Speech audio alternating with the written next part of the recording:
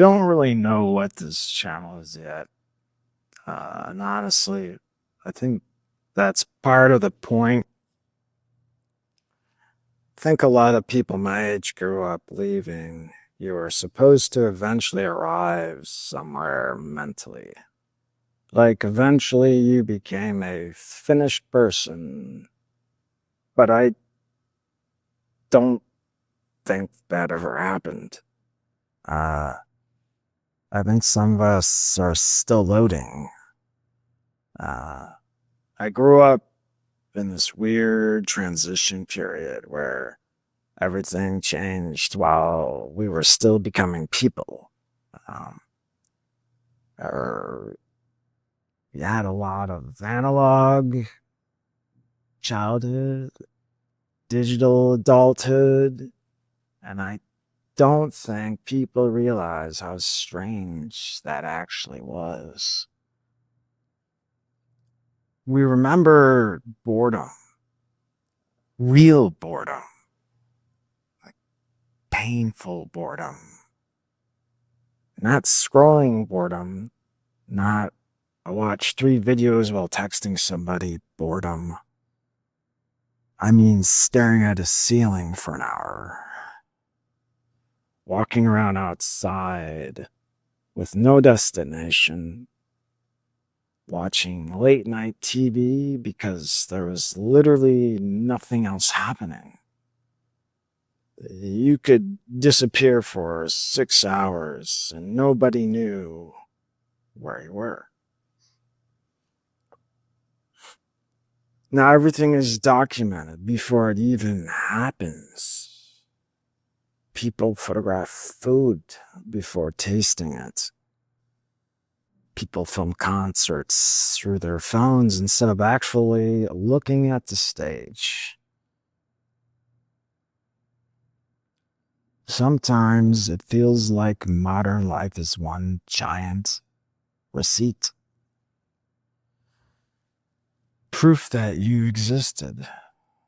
And somewhere in the middle of all this, I think a lot of us got stuck. Not old enough to fully belong to older generations. Not young enough to naturally become whatever this new thing is. Just suspended. Like human beta versions. I think that's why so many people my age constantly restart themselves. New hobbies, new identities, new careers, new aesthetics. Everybody quietly trying to outrun the feeling that they missed the correct version of themselves somewhere along the way. I do it constantly. I get obsessed with something for like 2 weeks. Small things, colors. I build entire worlds around it in my head, searching for it online and seeing it in the streets. I design it. Picture the future version of myself attached to it. And then suddenly, I stop. Not because I hate it, just sometimes because I can suddenly see the entire life cycle of it all at once. The excitement, the effort, the maintenance, the burnout. And then my brain moves on to the next thing.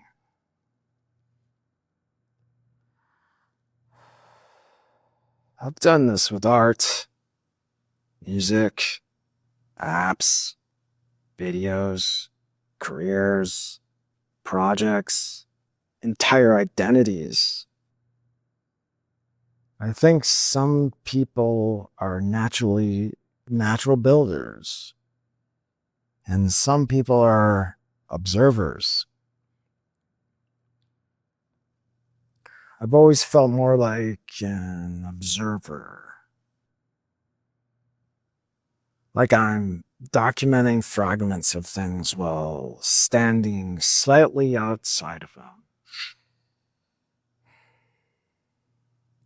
That's probably why I like old malls, industrial buildings, dead technology, old packaging, broken signs.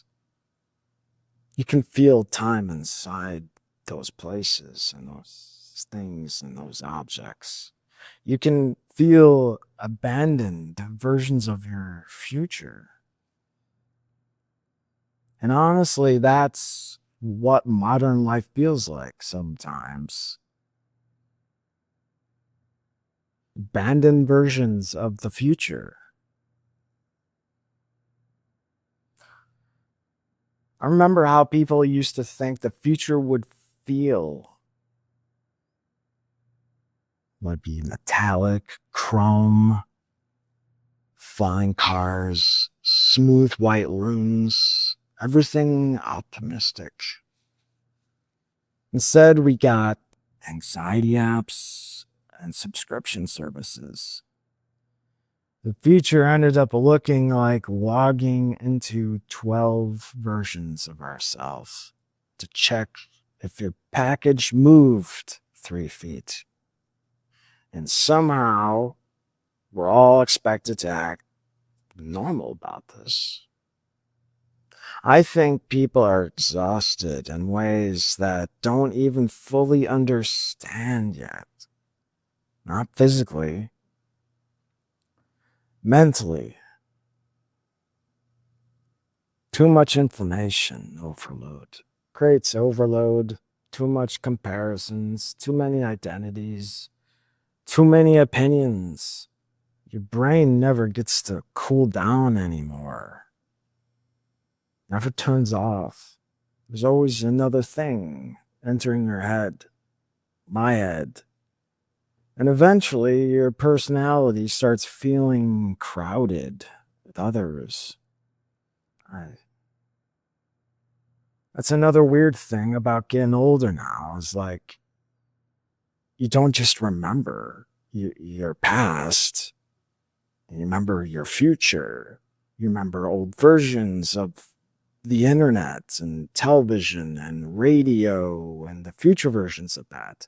Old versions of culture, old versions of yourself that still technically exist. Somewhere online, or a hard drive, or a DVD, or a CD-ROM. Old usernames, dead accounts, photos nobody was supposed to still have. That won't get you thrown in jail. Pieces of yourself frozen in old software forever. That's bizarre, man. Human beings were not designed for permanent archives. Or were they? I think that's part of why nostalgia feels different now. It's less about missing the past, more about like missing a version of what really felt slower, like this video. It's less optimized, less performative. People used to just disappear, and that wouldn't even bother you. Now everything's immediate, and it becomes content, which at one point was documentation or art. Even this, right now, he's sitting here talking about this. Not that I want to do this, but part of my brain is genuinely trying to express something. It's frustrating. I don't know how to start.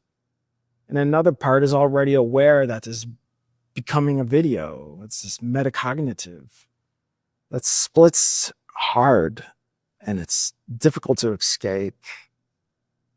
Now, I don't even know if this channel's supposed to become something big. I'm serious. I doubt doing things the majority of the time. I think about them too much. I don't really have a master plan. I don't plan for my future or even tomorrow. And honestly, every time I try to force it, it dies. Like this feels forced. So maybe this channel becomes a place for unfinished thoughts, or observations. We're documenting strange feelings people don't usually talk about. Wow, I don't know. Maybe that's enough. Maybe everything doesn't need to become a startup or a brand or a life strategy. Maybe some things can just exist because they make you feel less alone for 10 minutes.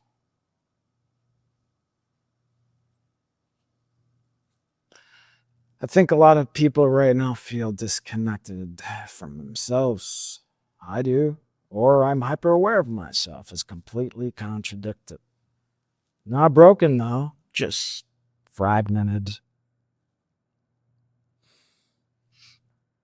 Like life has become too many tabs open at once.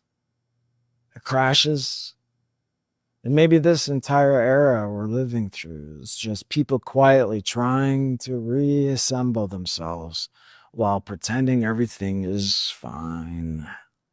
I don't really have a conclusion to this. That's another thing I miss, actually, is like old media used to allow silence, silent movies, late night TV. Not everything had to resolve perfectly.